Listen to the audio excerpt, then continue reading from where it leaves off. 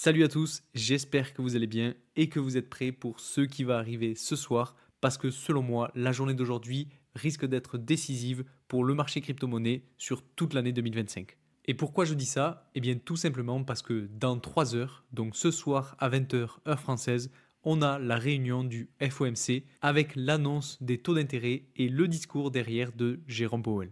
Donc si on regarde un petit peu ce qu'en pense le consensus, on voit qu'on a quasiment 100% de chances d'avoir des taux d'intérêt qui restent inchangés, c'est-à-dire qu'on n'aura pas de baisse et on n'aura pas de hausse. Donc finalement, un marché des crypto-monnaies qui risquerait d'être assez stable. Mais bon, il y a quand même une petite incertitude qui persiste et dont je voulais quand même vous parler. Alors, c'est une nouvelle pour personne, Donald Trump a été élu aux États-Unis et ce qu'il veut, c'est réduire les taux pour relancer l'économie et permettre aux investisseurs de justement réinvestir dans des actifs plus risqués, ce qui profiterait donc aux crypto-monnaies. Alors ce soir, on aura donc la première réunion de la Fed de l'année 2025 et cette dernière peut vraiment être décisive parce qu'il y a quand même un faible pourcentage de chances qu'on ait tout de même une baisse des taux. Alors comme on le voit juste ici, c'est 0,5% de chance. Donc honnêtement, ça me paraîtrait assez gros et franchement, ça ferait beaucoup de bruit sur le marché des cryptos parce que si on a une baisse des taux ce soir, alors on peut s'attendre très franchement à faire un nouvel ATH sur Bitcoin et à voir tous les altcoins exploser. Mais bon, honnêtement, la probabilité pour que ça arrive est assez faible, même si on a quand même des bonnes nouvelles au niveau de l'inflation, parce que oui, on a une inflation aux États-Unis qui est en baisse. Donc c'est plutôt bon signe, et généralement c'est un des facteurs les plus importants qui permet à la Fed de baisser les taux. Donc actuellement, comme vous le voyez, on est à 2,61 et il serait tout à fait possible que si on continue d'avoir une chute sur l'inflation et qu'on descend autour de 2,5 voire 2,3, on pourrait pourquoi pas avoir une baisse des taux qui arrive plus tôt que prévu. Alors si on regarde pour la réunion du 19 mars, cette fois-ci, on a quand même plus de chances qu'on ait une baisse des taux, on est à 30% de chance et à mon avis, ça risque d'évoluer parce que Donald Trump veut faire baisser les taux, il a dit que dès qu'il arriverait au pouvoir, il voulait que ça change. Il voulait relancer l'économie, que les investisseurs puissent réinvestir dans des actifs plus à risque. Et ça lui va bien d'ailleurs parce que lui, il est pro-crypto. Donc ça tombe bien. Donc pourquoi pas, si ce soir, on n'a pas une baisse des taux, avoir justement un pourcentage qui évolue ici et qui remonte pourquoi pas jusqu'à être majoritaire. Alors je vous le disais tout à l'heure, la journée d'aujourd'hui va être très importante parce que vous voyez, ici on a des événements économiques très importants. Donc on a le communiqué du FOMC à 20 heures, la décision de la Fed sur les taux d'intérêt là aussi à 20 heures et la conférence de presse de Jérôme Powell à 20h30. Donc là, pour le coup, ce à quoi on peut s'attendre, c'est que si Jérôme Powell est assez souple dans son discours et n'est pas trop restrictif par rapport au marché, par rapport à l'inflation, etc., eh bien on peut s'attendre à avoir de belles journées devant nous sur les crypto-monnaies et sur les actifs plus risqués. Par contre, inversement, si on a justement un discours plus restrictif, plus contraignant et qui annonce pas forcément des bonnes nouvelles, alors là, sur Bitcoin, on pourrait continuer de corriger. Et justement, en parlant de ça, on va aller voir ce que ça donne graphiquement. Et ce qu'il faut regarder, d'ailleurs, j'en ai pas parlé et on va faire le point rapidement, il s'est passé quelque chose de très important, c'est que on a eu notre fameuse mèche pour aller chercher tous les stops des longs sous les 100 000 dollars. Alors, je ne sais pas si vous vous souvenez, en tout cas pour ceux qui sont sur mon groupe Telegram, je vous l'avais dit, je m'attendais à ce qu'on ait justement une mèche qui vienne liquider tout le monde avant de repartir, et c'est exactement ce qui s'est passé. Alors, on a eu certes cette fameuse mèche pour liquider tout le monde, on a eu énormément de liquidations, donc le 27 janvier. Je vous avoue que même si je m'y attendais, j'ai une position qui a été liquidée, parce que je ne pensais pas qu'on irait aussi bas, mais finalement, c'est pas plus mal, ça a permis de purger le marché dans un certain sens, pour ensuite rebondir, parce que sur la journée du 27 janvier, on a quand même eu une mèche, si on le mesure, de quasiment 5%, qui a été ravalée directement après, donc dans la même journée. Et ce qu'il faut regarder justement par rapport à ça, c'est qu'en fait, on est allé chercher toutes les liquidations qu'on avait à ce niveau-là, donc vous voyez, avec cette grosse chute, ça a été bien ravalé, et maintenant, l'objectif, vous le voyez, c'est les liquidations autour de 107 000 et autour de 109 000, voire 110 000. Donc à court terme, on a quand même des objectifs qui sont au-dessus de nous et qui pourraient justement amener le prix à rebondir. En plus de ça, vous voyez qu'actuellement, on est sur le niveau de support des 100 000 dollars. Donc c'est une très bonne chose parce qu'en fait, on vient retester le haut du canal latéral formé entre ces 100 000 dollars justement et les 91 000, 92 000 dollars. Et ah oui, et juste pour revenir sur cette belle mèche du 27 janvier, il faut savoir que en fait, ça a plus ou moins été causé, on va dire, par DeepSeek. Alors je ne sais pas si vous connaissez, mais en gros, c'est une intelligence artificielle développée en Chine et qui, à en croire ce qu'on dit, est plus performant que ChatGPT et performe mieux avec moins de besoins. Donc en gros, c'est une IA qui a été développée en Chine et qui permet donc de rivaliser avec le marché de l'IA aux États-Unis. Et donc ça a eu l'effet d'une bombe sur les marchés américains, puisque si on regarde, si on va voir le Nasdaq, vous voyez qu'on a eu un énorme décrochage en très peu de temps qui a bien fait peur à tout le monde. Mais en gros, ce qu'il faut savoir, c'est que oui, c'est une IA qui est ultra performante et qui, en fait, avec beaucoup moins de moyens qu'une IA comme ChatGPT par exemple.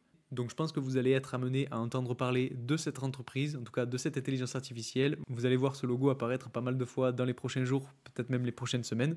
Et donc c'est une des nouvelles qui a fait que le marché des crypto-monnaies s'est bien cassé la figure ce 27 janvier.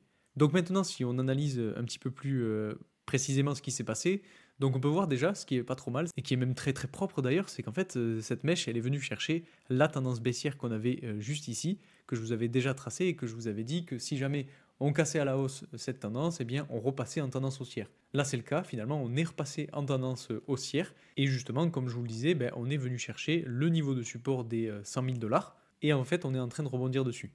Donc ce soir, ça va être décisif parce que si on a des bonnes nouvelles, eh bien à mon avis, on va rebondir sur les 100 000 dollars et repartir pour pourquoi pas aller chercher, comme je vous le disais tout à l'heure, les liquidations qu'on a entre 107 000 et pourquoi pas 110 000 dollars. Et pourquoi pas même, si on rêve un peu plus, aller faire un nouvel ATH. Alors ce sera peut-être pas ce soir, mais pourquoi pas dans les prochains jours si on a des bonnes nouvelles. Et inversement, si on a des mauvaises nouvelles ce soir, on risque de repasser en dessous des 100 000 dollars et continuer de corriger pour justement retourner chercher en fait cette tendance baissière et ensuite essayer de trouver un point bas. Je pense que maintenant les zones d'intérêt les plus importantes, ça va être, si on corrige bien entendu, le point bas qu'on a laissé juste ici, autour du 16 janvier 2025, parce qu'en fait avec la mèche du 27 janvier, on est venu travailler le point bas qu'on avait laissé juste ici. Donc on a liquidé tout le monde et ensuite on est reparti. Donc c'est une bonne nouvelle, maintenant à voir si ça va tenir.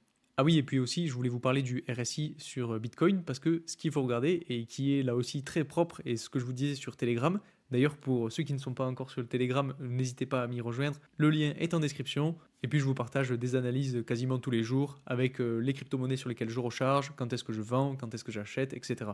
Et donc pour en revenir à ce que je disais, le RSI est venu tester à nouveau en fait la tendance baissière qu'on a juste ici en blanc et en fait il est en train de rebondir dessus.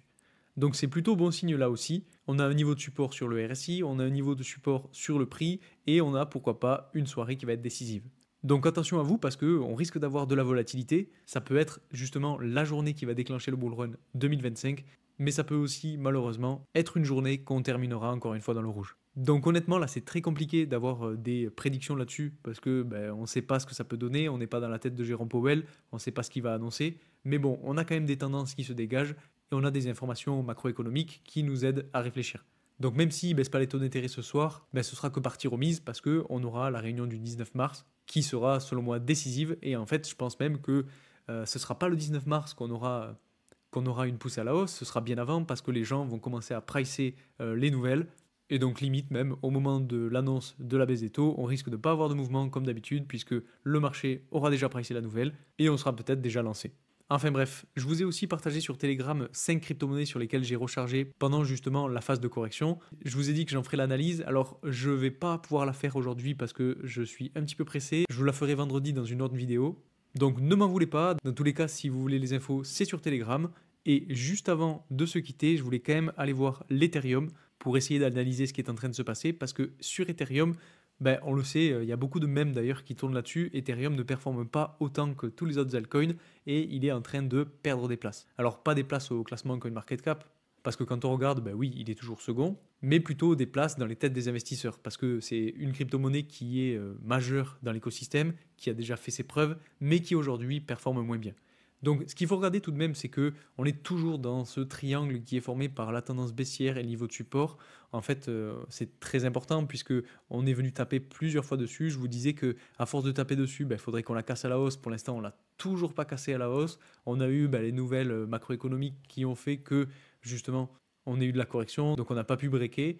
Et maintenant, on se retrouve dans la zone d'intérêt que j'avais tracée il y a maintenant un petit moment. Et j'ai envie de dire pourquoi pas rebondir dessus. Dans tous les cas, sur Ethereum, c'est différent que sur Bitcoin parce qu'on est toujours en tendance baissière et un jour ou l'autre, il va falloir prendre une décision. parce que cette tendance baissière dure depuis trop longtemps et on commence tous à s'impatienter. Enfin bref, personnellement, j'ai pas beaucoup d'Ethereum dans mon portefeuille parce que c'est pas la crypto-monnaie qui va exploser, qui va faire les meilleurs pourcentages haussiers. J'en ai d'autres qui sont certes moins capitalisés, mais qui peuvent faire de meilleurs pourcentages. Et d'ailleurs, je suis sur le point de finaliser justement ce portefeuille que je voulais vous partager. Et donc, si vous voulez tout savoir sur mon portefeuille, n'oubliez pas de vous abonner parce que ça arrive très très bientôt. J'essaye vraiment de vous faire quelque chose d'assez quali avec un mix entre des crypto-monnaies bien connues, assez capitalisées, et justement des crypto-monnaies plus petites, à faible market cap, mais qui ont des potentiels d'évolution bien plus gros. Comme ça permet d'avoir un portefeuille assez équilibré et qui tienne la route pour le bull run. Enfin bref, ça sortira très prochainement, donc n'oubliez pas de vous abonner si vous voulez avoir les infos, si ce contenu vous plaît, et puis n'hésitez pas à mettre un maximum de likes sur ces vidéos parce que ça me donne de la force pour continuer. Je vous partage tout ça gratuitement parce que c'est ma passion, donc un petit like, ça fait toujours plaisir. Donc un grand merci à tous ceux qui like, qui partagent, qui commentent, etc. Vous savez, je vous vois et ça fait vraiment plaisir. Faites attention à vous ce soir parce que ça risque d'être volatile. Un petit conseil, évitez les leviers. Donc on profite, on prend les popcorns, on regarde ce qui se passe et on reprendra demain. Donc c'est tout ce que je voulais vous partager aujourd'hui. Merci d'être resté jusque là et je vous dis à très vite pour une nouvelle vidéo. Salut!